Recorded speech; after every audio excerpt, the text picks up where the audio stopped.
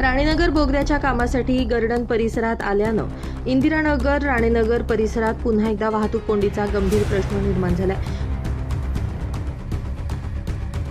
बोगद्यामधून सुरू असलेली वाहतूक अचानक बंद झाल्याने हजारो वाहन चालकांना पर्यायी मार्गाचा आधार घ्यावा लागत असून सकाळ संध्याकाळ परिसरात मोठ्या प्रमाणावर ट्रॅफिक जाम होते। यापूर्वी इंदिरानगरकडून येणारी वाहनं राणीनगर बोगद्यातून थेट मार्गक्रमण करत होती, मात्र आता गर्डन बसवण्याच्या कामामुळे हा मार्ग बंद करण्यात आल्यानं वाहनधारकांना लांबून फेरा मारावा लागतोय।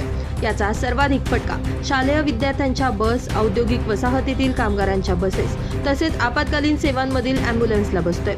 सकाळच्या शाळा आणि कार्यालयीन वेळेत रस्त्यांवर वाहनांच्या लांबच लांब रांगा लागत असून नागरिकांचा वेळ आणि इंधन दोन्ही वाया जाते।